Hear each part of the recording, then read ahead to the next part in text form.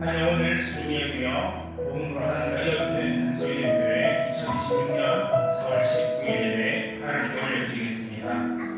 먼저 사도신경으로 우리의 신앙을 고백하겠습니다. 나는 전능하신 아버지 하나님 천지의 창조주를 믿습니다. 나는 그의 유일하신 아들 우리 주 예수 그리스도를 믿습니다. 그는 성령으로 잉태되어 동정녀 마리아에게 나시고 본디오 빌라도에게 고난을 받아 십자가에 못 박혀 죽으시고 감사의 사흘 죽은 자 가운데서 다시 살아나셨으며 하늘에 오르시어 전능하신 아버지 하나님 하늘에 계시다가 거기로 살아있는 자와 죽은 자를 심판하러 오십니다. 나는 성령을 믿으며 거룩한 공교회와 성도의 구제와 죄를 용서받는 것과 몸의 부활과 영생을 믿습니다. 아멘.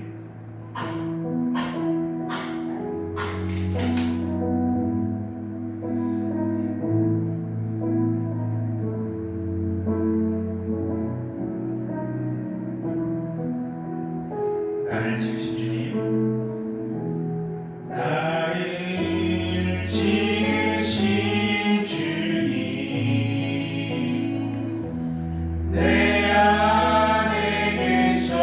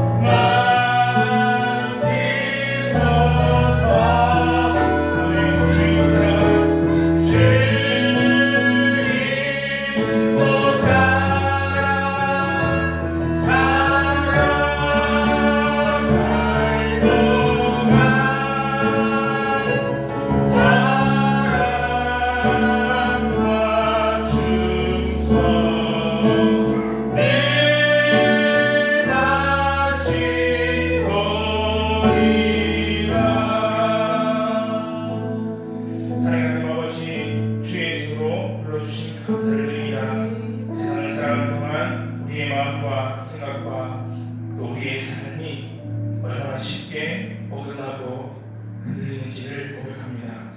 주님이 아닌 다른 것들을 바라보며 방향을 잃고 살아왔던 우리의 죄악됨을 용서하여 주옵소서. 우리의 영혼을 깨우쳐 주옵소서. 말씀 앞에 서게 하시고 어긋난 삶의 방향을 정확히 보게 하시며 십자가의 은혜로 다시 교정되는 시간 되게 하여 주옵소서. 우리의 눈을 열어주시고 귀를 열어주시고 마음을 그렇게 하시며 하나님 아버지의 말씀 앞에 정직하게 반응하는 시간 되게 하여 주옵소서.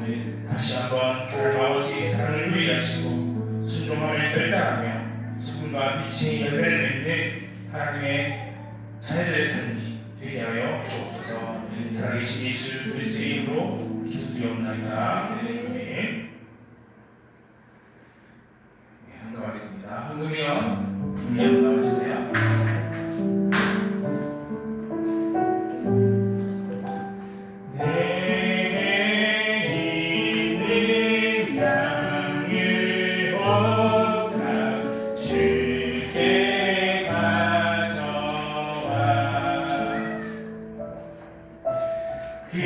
그발 위에 힘 맞추고 객드립니다.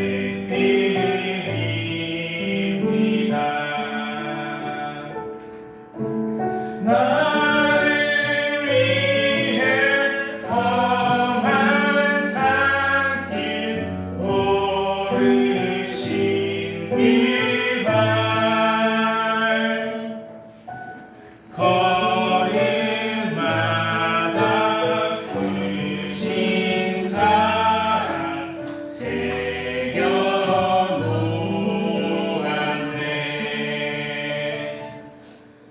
감사합니다. 우리가 누리며 살아가는 모든 것 주님께서 주신 줄 믿습니다. 이 믿음 잃지 않고 살아가게 하시고 또 주님께 거저하는 것들 어떻게 주님께 거저하는 것이겠습니까? 주님의 피 흘리심이 있었기에 우리가 누리며 살아갑니다. 그 피 흘리심 잊지 않고 또 나누며 살아가는 우리의 삶 되게 하여 주옵소서. 이 시간 말씀 듣습니다. 겸손한 자세로 마음을 열어서 주의 말씀을 듣게 하여 주시고 또 이 말씀 붙들고 한 주간 힘을 내며 승리하며 살아가는 우리의 삶 되게 하옵소서. 감사드립니다. 살아계신 예수님의 이름으로 기도드리옵나이다. 아멘. 함께 보신 말씀은 요한복음 21장 1절에서 14절 말씀입니다. 한 절씩 교도하겠습니다. 사람이 많은 관계로 한 절씩 교도하겠습니다. 그 후에 예수께서 디베랴 호수에서 또 제자들에게 자기를 나타내셨으니 나타내신 일은 이러하니라. 시몬 베드로와 디모나는 도마와 갈릴리 가나 사람 나다나엘과 제베데의 아들들과 또 다른 제자들이 함께 있더니 시몬 베드로가 나는 물고기 잡으러 가노라 하니 그들이 우리도 함께 가겠다 하고 나가서 배에 올랐으나 그날 밤에 아무것도 잡지 못하였더니 날이 새어갈 때에 예수께서 바닷가에 섰으나 제자들이 예수이신 줄 알지 못하니라. 예수께서 이르시되 이들아 너희에게 고기가 있느냐 대답하되 없나이다. 이르시되 그물을 배 오른편에 던지라. 그리하면 잡으리라 하시니 이에 던졌더니 물고기가 많아 불을 들 수 없더라. 예수께서 사랑하시는 그 제자가 베드로에게 이르되 주님이시라 하니 시몬 베드로가 보고 있다가 주님의 하는 말을 듣고 겉옷을 든 후에 바다로 뛰어내리더라. 제자들이 육지에서 거리가 불과 한 50칸쯤 물로 작은 배를 타고 물고기 든 그물을 들고 끌고 와서 육지에 올라오니 숯불이 있는데 그 위에 생선이 놓였고 떡도 있더라. 예수께서 이르시되 지금 잡은 생선을 좀 가져오라 하시니 시몬 베드로가 올라가서 그물을 육지에 끌어올리니 가득히 찬 큰 물고기가 153마리라. 이같이 많으나 그물이 찢어지지 아니하였더라. 예수께서 이르시되 와서 두 반을 먹으라 하시니 제자들이 주님이신 줄 아는으로 당신이 누구냐 감히 묻는 자가 없더라. 예수께서 가셔서 떡을 가져다가 그들에게 주시고 생선도 그와 같이 하시니라. 이것은 예수께서 죽은 자 가운데서 살아나신 후에 세 번째로 제자들에게 나타나신 것이라. 아멘. 말씀의 제목은 1도 어긋난 삶을 규정하라. 한 주간 잘 지내셨습니까? 네. 저도 한 주간 잘 지냈습니다. 주품수 보건교회 우리 성도님들도 잘 지내셨죠? 네. 얼마 만에 보는 겁니까 저희가? 2주 3주. 전에 안 되네요. 되게 오래전에 본 것 같네. 네. 말씀을 본격적으로 시작하겠습니다. 우리가 살면서 확실히 깨달은 것 중 하나가 있는데 인생은 속도보다 방향이라는 것입니다. 항공기 조종사나 항해사들이 반드시 배우는 중요한 원칙이 하나 있다고 합니다. 바로 1대60 법칙이라고 하는데요. 아십니까? 네, 저도 설교 준비하면서 처음 들어봤는데 비행기가 출발할 때 그 각도가 1도만 틀어진 채로 100km를 날아가면 목표 지점에서는 1.6km 벗어나게 된다는 것입니다. 1도 차이가 처음에는 아무 문제 없어 보입니다. 거의 느껴지지 않습니다. 그런데 그 상태로 계속 날아간다. 수천 킬로미터 날아가는 순간 비행기는 원래 가야 할 목적지를 완전히 벗어날 수밖에 없다는 것입니다. 처음에 아주 작은 이 어긋남이 결국은 완전 다른 인생을 만들어버릴 수밖에 없다는 것입니다. 우리가 하는 신앙생활도 똑같습니다. 하나님을 향해 잘 맞춰야 되는 그 인생의 방향이 1도만 어긋났다고 한번 생각해 보십시오. 처음에는 아무런 일이 일어나지 않습니다. 주일에 한번 빠져도 아무 일도 일어나지 않습니다. 기도 한번 하루 안 해도 아무 일도 일어나지 않습니다. 말씀보다 내 생각을 따라 살아가도 전혀 아무런 일이 일어나지 않는 것처럼 보인다는 것입니다. 왜요? 여전히 아무 일 없어도 내 수중에 돈이 들어오고 그럭저럭 살아갑니다. 또 가정도 잘 굴러갑니다. 그럭저럭 살아갑니다. 건강도 괜찮습니다. 특별히 아픈 것도 없고 살이 좀 찌고 있지만 아픈 것도 없이 그럭저럭 살아갑니다. 그래서 찾아가죠. 괜찮다 정도면. 그런데요, 그 1도가 1년이 되고 5년이 되고 10년이 되면 어느 순간 우리는 전혀 예상하지 못한 상태에 이를 수가 있다는 것입니다. 삶이 점점 메마릅니다. 이제는 완전히 그냥 무감각해져가지고 이게 잘 살아가는 건지 잘 못 살아가는 건지 미안해라 세상 사람이나 내가 미안해라 그러면서 내 삶은 왜 이렇지 이런 고백을 하게 된다는 것이죠. 이렇게 비행기가 이런 곳이 있다고 합니다. 이렇게 살아가다가 이건 재미난 생각 되었는데요. 이렇게 된다는 겁니다. 메마른 삶을 살아갈 수밖에 없다는 것이죠. 우리가 매주 이렇게 예배의 자리에 나오는 이유가 무엇이겠습니까? 단순히 종교생활? 아니죠. 오늘 말씀과 비추어서 생각해보면 어긋난 삶의 방향을 다시 바로잡기 위해서입니다. 내 힘으로 고칠 수 없는 이 인생의 방향을 십자가의 은혜로 다시 하나님께 맞추기 위함입니다. 그래서 흔들린 마음을 바로잡고 무너진 관계를 회복하고 세상을 향해 돌아섰던 이 마음을 영혼의 방향을 다시 하나님께로 맞추기 위한 것입니다. 함께 읽었던 요한복음 21장의 사람들이 바로 그런 사람들입니다. 등장하는 사람들이 누구죠? 예수의 제자들입니다. 예수님의 제자들입니다. 예수님을 전혀 모르거나 불신자들이거나 초신자들이 아니라 예수님의 제자들, 예수님과 먹고 마시며 3년 넘게 동고동락했던 자들. 이 사람들이요 예수님의 기적도 받고 삶도 받고요 십자가에 달리시는 것도 없고 또 부활도 직접 경험했습니다. 그런데 놀랍게도 다시 이 사람들이 갈릴리 바다로 돌아와서 고기를 잡고 있다는 것이죠. 왜요? 오늘 말씀을 비춰보면 방향이 1도 어긋났기 때문입니다.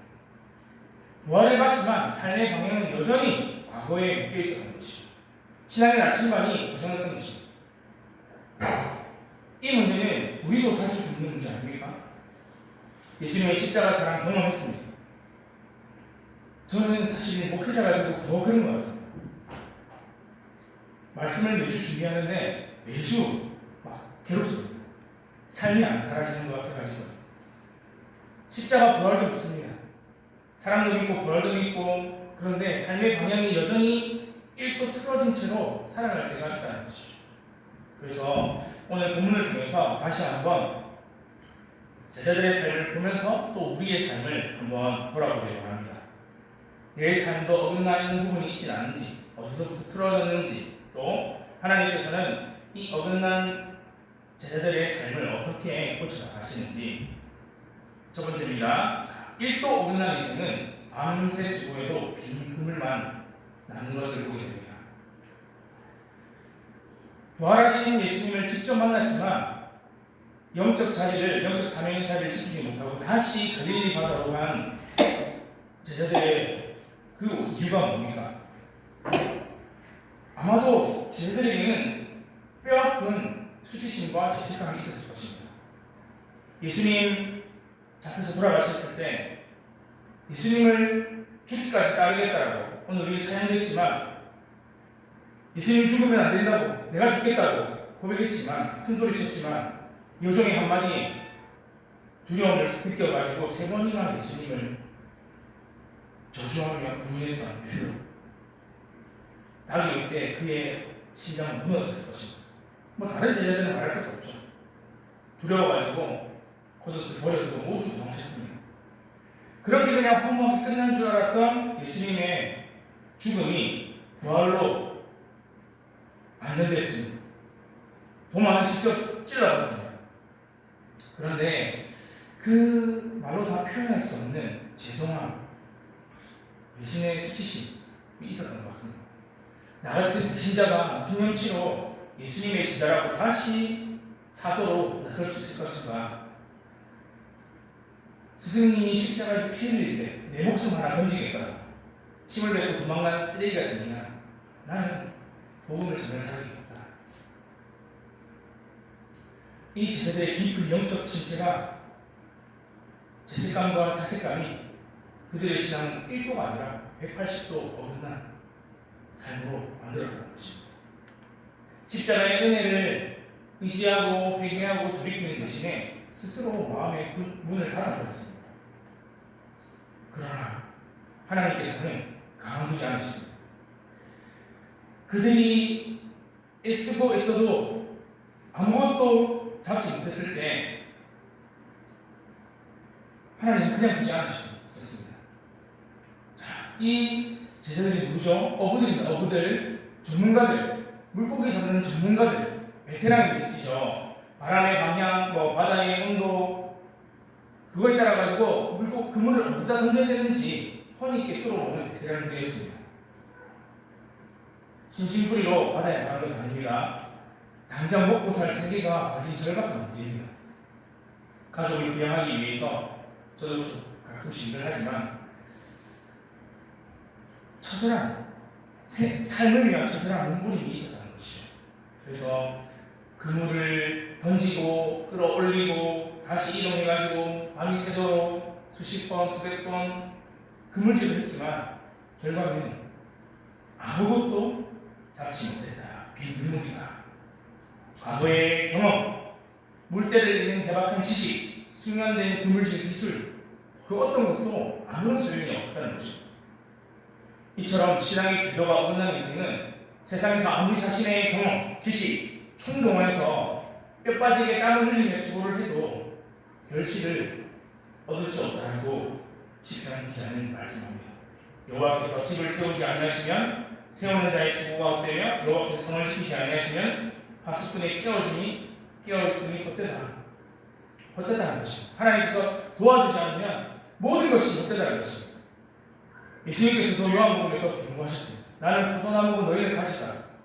나에게 붙어있지 않으면 너희는 아무것도 할 수 없다고 이미 말씀하셨습니다. 며칠 동안은 또 어쩌면 몇 년 동안은 푸른 잎을 유지하는 것처럼 보일지 몰라도 결국은 싹이 말라버려서 불쏘시개로 던져질 뿐이라고 말씀하고 있는 것입니다. 왜요? 인간은 영적 존재이기 때문이죠. 하나님과의 주파수가 어긋나면 세상에서 내 지위가 아무리 높아진다 할지라도 통장의 잔고가 아무리 늘어난다 할지라도 사람들이 아무리 나를 우러러본다 할지라도 참된 평안과 안식을 누릴 수 없다는 것입니다.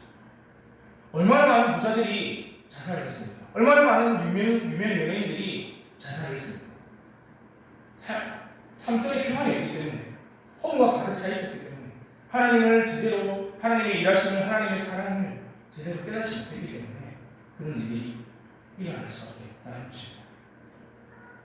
우리가 신앙생활을 하면서 감사보다는 원망과 불평이 늘어나고 주일 예배의 자리보다 세상의 모임이 더 즐거워지고 하나님 말씀을 순종하는 것보다 하나님 말씀을 읽는 것보다 내 생각과 그냥 내 편한 대로 살아가는 것이 더 합리적이고 편안하게 느껴진다면 어쩌면 지금 우리 인생의 방향이 어긋난 채로 살아가고 있는 건지도 모르겠습니다.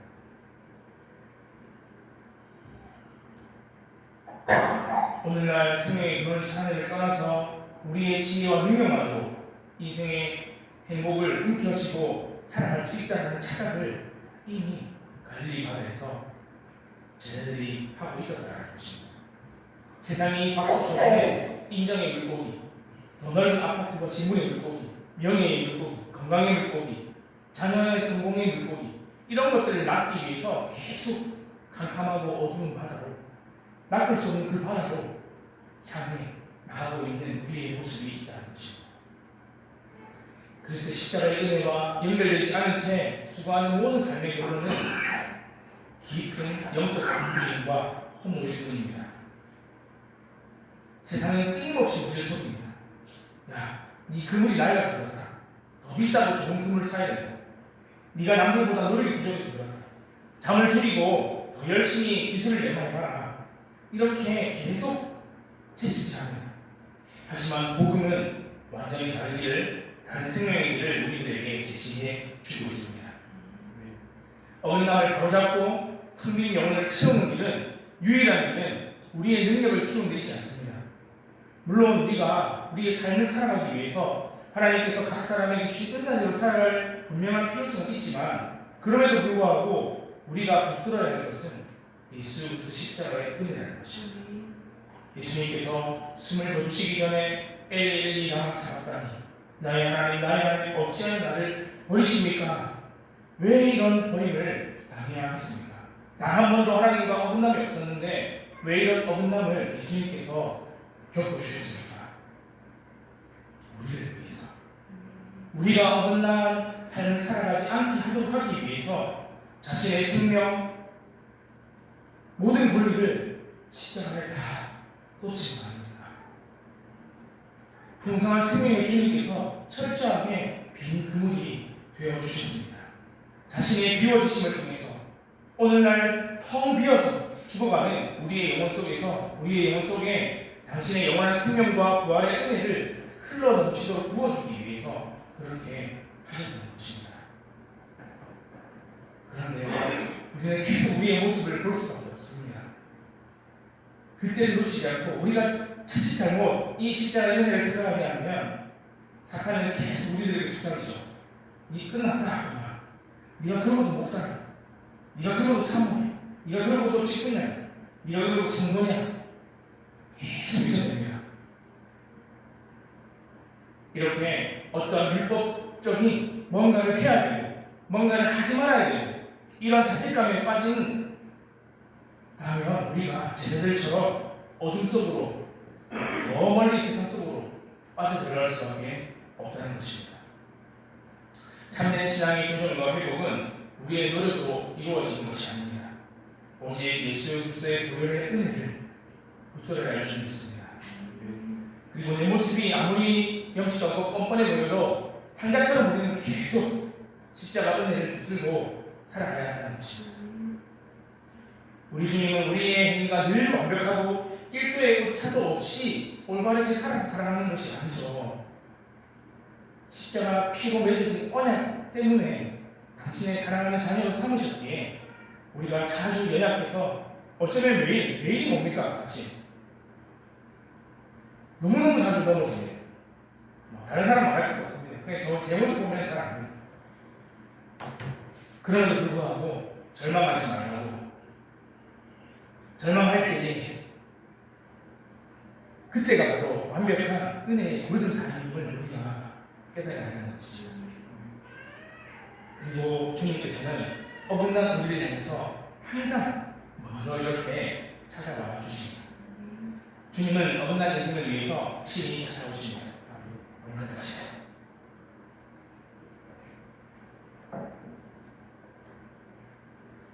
우리가 믿는 하나님은 참으로 놀라운 분이시죠. 실패한 제자들을 향해서 막 우리 입맛을 막 손 하나 발 하나 자르고 막 그냥 내 믿도록 하자 이렇게 할 수도 있지만 그렇게 하지 않으시고 포기하지 않으시고 끝까지 붙들어 주십니다. 도망쳐 숨어 있는 캄캄하고 차가운 갈릴리 바다 절망 한가운데로 친히 발걸음을 옮기셔가지고 예수님께서 찾아와 주셨습니다. 실패의 비린내가 진동하는 어긋난 일상 속으로 조용히 찾아와 주셨습니다. 이제 다 부산에 사시고 저도 부산에 살았지만 뭐 바닷가 근처에 사는 건 아니지만 바닷가 근처에 사는 사람들이 하는 이야기가 있습니다. 새벽에 나가면 엄청 춥다는 것이고 또 갈릴리 바닷가는 사막이라서 일교차가 더 커가지고 더 춥게 느껴집니다. 주님은 밤새 콧물만 폈던 추위에 떨고 있는 제자들을 생각하시면서 해변가에 따뜻한 숯불을 피워주셨습니다. 이 노래를 아시는지 모르겠습니다. 뉴질랜드 민요인데요. 우리나라에서는 연가라는 제목으로 불려졌습니다. 이 노래 아십니까? 비바람이 치던 바다 잔잔해져 오면 오늘 그대 오시려나 저 바다를 건너서 밤하늘에 반짝이는 별도 아름답지만 노래를 불러야 또 느낌이 오네요. 사랑스러운 그대는 더욱 아름다워요. 그대만을 기다리기 내 사랑 영혼이 기다리기 그대만을 기다리기 내 사랑 이런 노래입니다. 뉴질랜드 민요인데 이거를 이제 막 바꿔서 많이 불렀죠. 비바람이 치던 바다 잔잔해져 오늘 주님 오시라 저 바다 건너서 밤하늘에 반짝이는 별들도 아름답지만 사랑스러운 주님은 더욱 아름다워라. 주님만을 기다리기 내 사랑 영혼이 기다리기 뭐 이렇게 주님만을 기다리기 내 주님 영혼이 기다리기 이렇게 바꿔서 많이 불렀습니다. 주님은 밤새 헛수고로 허기져 있던 제자들을 먹이기 위해서 떡과 물고기를 조금씩 구우시고 그들이 빈배를 물고 육지로 돌아오기를 묵묵히 기다리고 계셨습니다. 제자들이 피곤한 몸을 이끌고 돌아왔을 때 너희들 나 버리고 도망가다니 꼴 좋다. 그럴 줄 알았다. 비아냥거리거나 책망하지 않으시고 얘들아 너희에게 고기가 있느냐? 많이 쓰고 있는데 고기가 있느냐? 그물을 배 오른편에 던져봐라. 그러면 고기 잡을 수 있다. 삶의 문제를 외면하지 않으시고 어떻게 하면 삶의 문제를 해결할 수 있는지 배려해 주셨습니다. 제자들 여전히 그 음성이 누구의 것인지 정확하게 알지 못했지만 왠지 모를 권위와 사랑이 담긴 낯익은 음성이 들려서 순종하면서 그물을 던졌습니다. 그러자 그들이 방금 전까지 한 마리도 잡지 못했던 그 죽음의 바다에서 놀랍게도 그물을 끌어올릴 수조차 없는 만큼의 엄청난 양의 큰 물고기가 잡혔습니다. 죽음의 바다가 생명의 바다로 바뀌는 것을 지금 또 제자들이 목격하고 있습니다. 그리고 그 물고기 수가 153마리. 임에도 불구하고 그물이 찢어지지 않았다고 반전을 보여주고 있습니다. 하나님께서는 우리 인생에 정말 수많은 반전을 만드는 것입니다. 가장 큰 반전은 죽을 수밖에 없는 우리를 구원하신 거죠. 그 외의 모든 반전은 다 그 안에입니다. 근데 그 안의 반전을 우리가 너무나 기대하며 고대하며 살아갈 때가 많이 있다는 것입니다. 가장 큰 선물 되신 예수 그리스도를 놓치고 예수 그리스도께서 주시는 작은 선물에 외면하며 살아갈 때가 많다는 것이죠. 기독교 역사를 빛냈던 신학자 중 성 어거스틴이 있습니다. 아마 많이 들어보셨을 것입니다. 젊은 시절 어머니 모니카의 눈물의 기도를 기도하고 하나님의 품을 따라가지고 많이 일어나는 이단에 빠져가지고 방탕한 정의를 입사해서 진정한 자유와 행복을 잃어버린 채 살았던 성 어거스틴. 많이 교회에 빠지면 빠질수록 숨이 텅텅 막히고 영적 부활과 인생의 공허함을 경험했습니다. 만약에는 이원론입니다. 영적인 것을 선한 것이고 육적인 것은 악한 것이다. 그러니까 영혼을 위해서 살아가야 되기 때문에 육적인 것은 막 방탕하게 살든지 내 마음대로 살든지 아니 반대로 그냥 막 옥죄든지 그렇게 해야 된다는 것입니다. 그런데 그렇게 방황하며 살아갈 때에 이웃집 아이들의 노래소리를 통해서 하나님 역사하시는 여서 집어서 읽어라 라는 음성을 듣고 로마서 13장을 펴는 순간 하나님의 사랑을 강력하게 경험합니다. 낮에와 같이 단정히 행하고 방탕하거나 술 취하지 말며 흥나다거나 호색하지 말며 다투거나 시기하지 말고 오직 주 예수 그리스도를 옷 입고 정욕을 위하여 육신의 일을 도모하지 말라. 그 자리에 엎드려 회개하며 하나님께 두 손 들고 헌금했습니다. 그리고 참회록 첫 장에 이렇게 씁니다. 하나님, 우리는 당신을 향해서 살도록 창조되었기 때문에 우리가 당신 품에 안겨서 쉬기 전까지는 영혼을 찬양할 시간이 없습니다. 그렇습니다. 하나님, 지금도 많은 어긋남이 있어요. 상처로 얼룩진 어긋난 가정, 식어버린 우리의 어긋난 마음, 신이 찾아와 주십니다. 찾아오셔서 내미는 사랑의 손을 꽉 잡기만 하면 누구든지 놀라운 생명의 변화, 평안을 맛볼 수 있다는 것입니다. 만약에 우리의 구원과 영적 회복의 조건이 우리의 뼈를 깎는 어떤 반성과 완벽한 회개의 행위에 있다면, 하나님을 열심히 찾아가는 노력이 있다면 우리뿐만 아니라 제자들도 그 영원한 절망과 자책의 바다에서 빠져나오지 못했을 것입니다. 세상의 종교는 계속 뭔가를 해야 한다고 말합니다. 인간이 108배를 하든지 1800배를 하든지 계속 고행을 해가지고 정성을 다해가지고 기어 올라가야 된다고 말하고 있습니다. 하지만 우리가 믿는 기독교 신앙은 생명의 주님께서 하늘의 모든 영광을 다 버리시고 인간의 세상으로 오신 가슴 벅찬 사랑의 이야기라는 것입니다. 부활하신 주님께서 해변에 숯불을 피워 놓으셨습니다. 요한복음에서 이 숯불이라는 단어가 딱 두 번 나오는데요. 첫 번째는 요한복음 18절에 베드로가 대제사장의 뜰에서 예수님을 3번 부인할 때 불을 쬐고 있던 그 불이 바로 숯불이었습니다. 그리고 두 번째가 오늘 이 갈릴리 해변의 숯불입니다. 베드로가 가장 끔찍하게 실패했던 그 환경, 베드로 이 숯불을 기억나지 않겠습니까? 시청한 교육이죠. 완벽한 시청한 교육이에요. 자신이 가장 실패했던 그 순간을 예수님께서 지금 끄집어 올리십니다. 왜요? 정죄하기 위해서? 아니죠. 베드로야, 네가 나를 저주했던 그 불꽃 앞에서 그 숯불의 실패, 그 부끄러운 기억, 상처까지도 내가 이 은혜의 숯불에서 다 태워버리고 치유해 주겠다는 것이죠. 사랑이 있으십니다. 육신의 허기를 달리기 위한 숯불이 아니었습니다. 과거의 쓰라린 실패, 거듭된 죄악,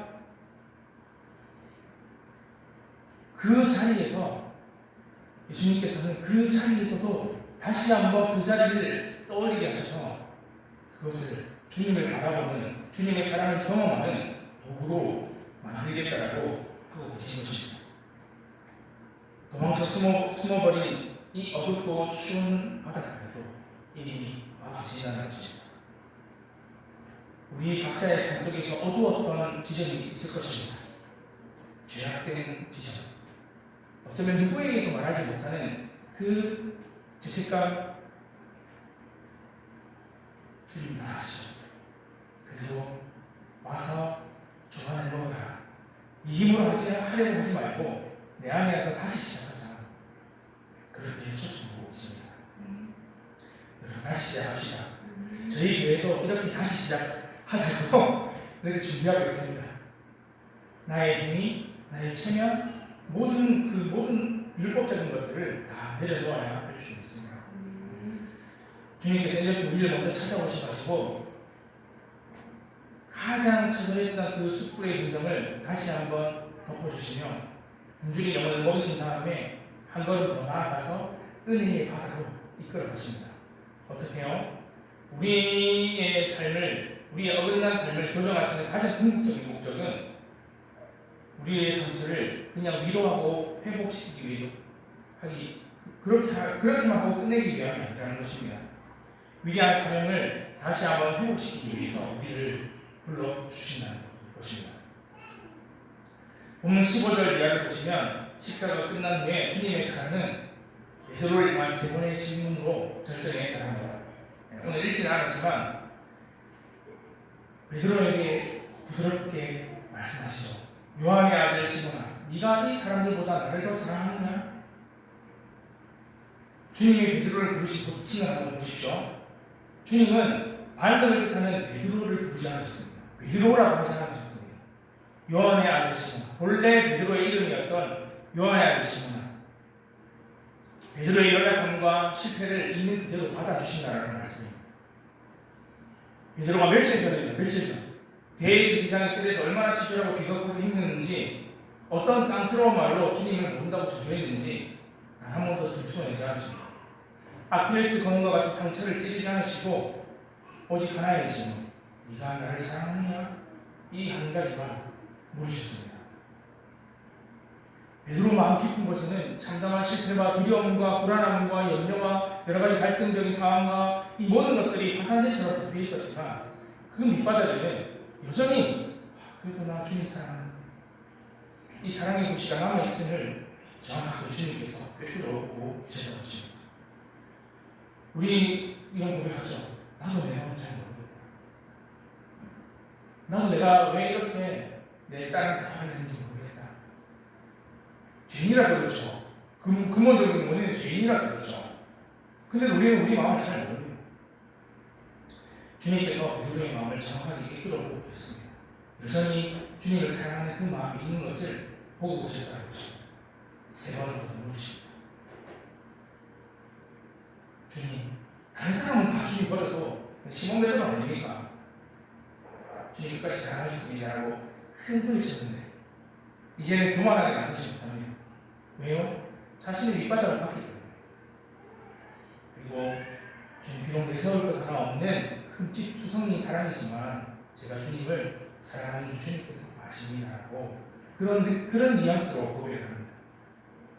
이 고백을 듣고 주님은 내 어린 양을 먹으라, 내 양을 치라라고 세 번이나 말씀해 주시죠. 이후 이제 베드로와 제자들의 삶은 다시 복음의 사명자로 우뚝 서합니다.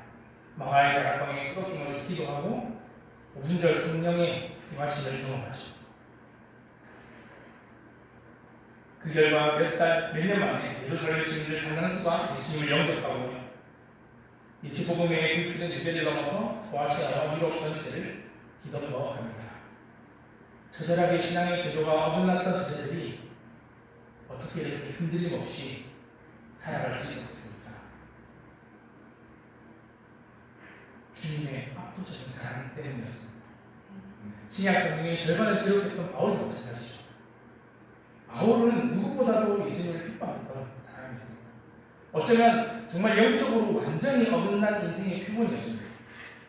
다른 사람 다 몰라도 바울 쟤는 절대 예수 믿지 않는다라고 했던 그 바울도 예수님의 압도적인 사랑을 경험하고 나서는 평생 독신으로 살았다라고 그렇게 알려지고 있는데, 이 독신 결혼 이건 약간 이제 그 화두가 있긴 있습니다.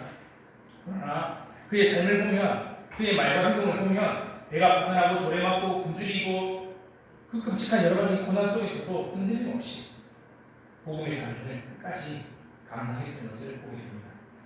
그리고 이렇게 고백합니다. 소망이 우리를 부끄럽게 하지 아니하면 우리에게 주신 성령으로 말미암아 하나님의 사랑이 우리 마음에 부음과 됩니다. 하나님의 사랑이 내 마음에 매일매일 부어진다라고 생각해 보십시오. 하나님의 사랑이 매일 나의 삶을 압도한다라고 생각해 보시기 바랍니다. 그래서 고린도전서 13장에서 고백합니다. 천사의 말을 할지라도 산을 옮기는 만한 믿음이 있다 할지라도 내 몸을 불사르게 내어줄지라도 사랑이 없으면, 십자가 사랑이 없으면, 하나님의 사랑이 없으면 우리는 꽹과리에 불과하다고 그렇게 고백했던 것입니다.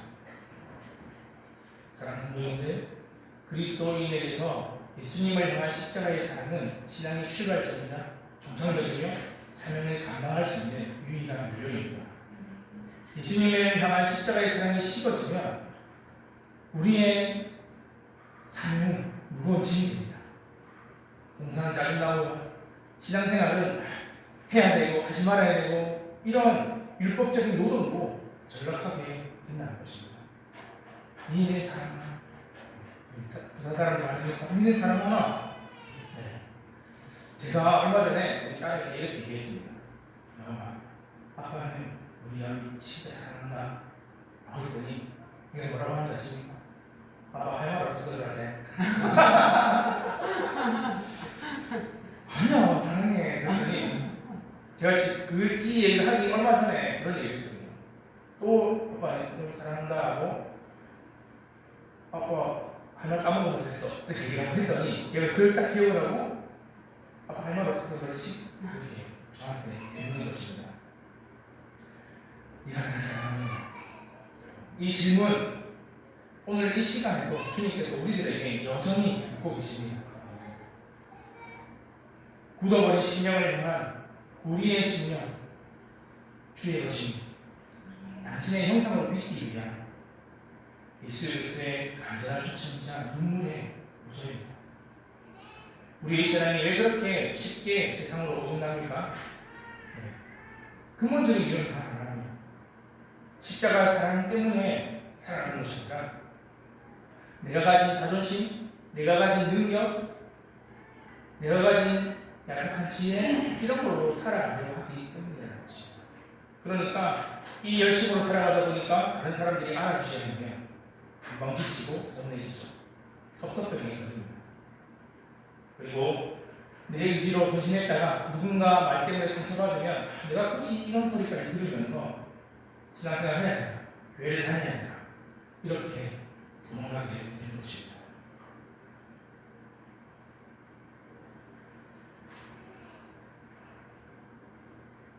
청량할 수 없는 무한한 십자가의 사랑을 계속 우리가 묵상해야 할 줄 믿습니다. 잊지 맙시다. 우리를 붙들어가는 힘은 우리의 어떤 지혜, 지식, 노력 이런 것이 아닙니다. 계속 십자가의 사랑을, 계속 진짜 사랑을, 계속 참 사랑을 묵상하고 또 묵상하고 또 묵상하고 이렇게 해야 한다는 것입니다. 우리가 사람을 볼수록, 사람을 보면 볼수록 좌절하죠, 실망하죠. 저도 서로 실망하고 좌절하고 나를 구원하신 도망쳐 있는 도망자 인생에 찾아오셔가지고 나를 구원해 주신 그 놀라운 예수님의 사랑, 내 모든 더러운 죄를 사하시려고 흠없으신 그분께서 피를 쏟아내신 그 십자가 사랑을, 그 크기와 깊이를 우리가 매일 삶 속에서 묵상해야 할 줄 믿습니다. 말씀을 읽겠습니다.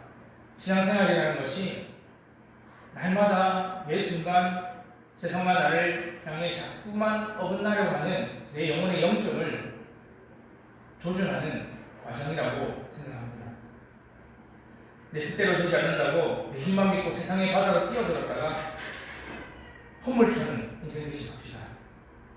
우리의 어긋난 신앙과 삶의 궤도가 살아 역사하시는 말씀 안에서 일도의 오차를 계속 이렇게 좁혀가는, 교정하는 그런 삶이 되기를 바랍니다.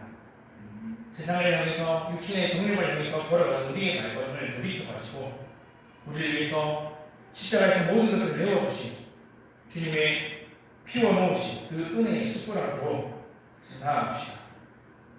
베드로가 예수님을 부인했던 그 숯불을 생각하시고 또 예수님께서 피워주셨던 그 숯불을 생각해 보시면 우리는 너무나 깨어지기 쉽고 너무나 잘할 때는 연약한 존재이지만 다시금 은혜의 숯불로 나아갈 수 있을 것입니다.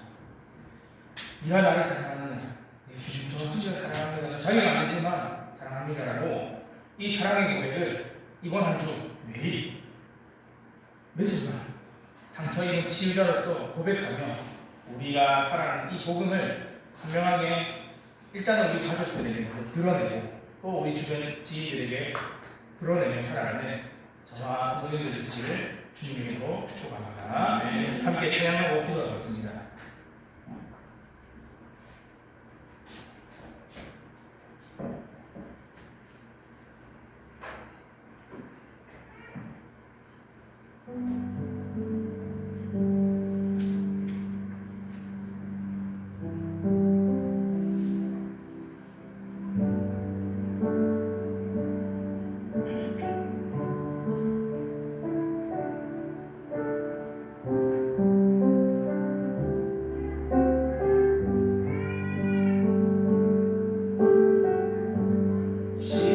십자가 그 사랑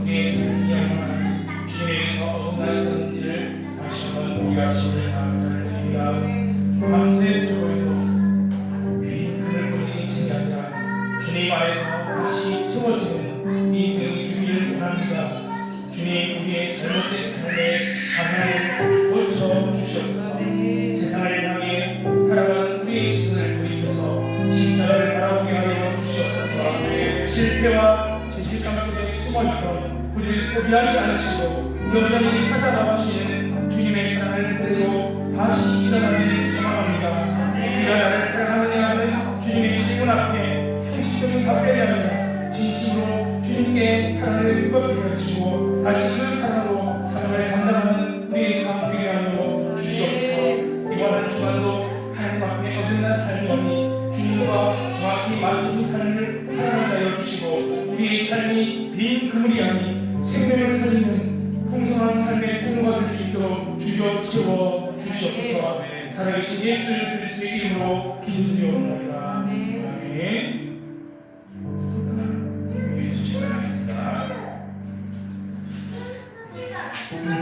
사람의 모든 기준을 주님에게 맞추고 사랑하는 한 주간 되기를 바랍니다. 주님 수고에 성령님과 함께 예배를 드리신 하나님께 감사를 드립니다. 우리의 동역자를 위해서 수고의 동역자를 위해서 서로 기도해 주시기 바랍니다. 그리고 나라를 위해서 기도해 주시기 바랍니다. 여러 가지 교회를 악법들이 추진되고 있습니다. 하나님께서 싫어하시는 또 하나님과 교회를 대적하는 그런 악법들이 진행되고 있습니다. 그래서 그 악법들을 놓고 기도해 주시고 또 SNS 댓글 있지 않습니까? 국민청 이런 올리는 거 있지 않습니까? 그런 것들 많이 활동해 주시기 바랍니다. 그리고 지금 저희 교회가 아직 세팅이 있습니다. 그래서 교회 세팅을 위해서 기도해 주시고 4월 27일 다음 주 월요일날 1차 이전 강사 예배를 목회자님들을 모시고 할 예정이거든요. 그래서 그것을 하고 기도해 주시면 감사하겠습니다. 우리 서로 축복을 하시기 바라겠습니다. 서로 축복할까요? 주의 사랑으로 사랑합니다. 주의 사랑으로 사랑합니다. 형제 안에서 주의 영광을 보내 주의 사랑으로 사랑합니다. 자매 안에서 주의 영광을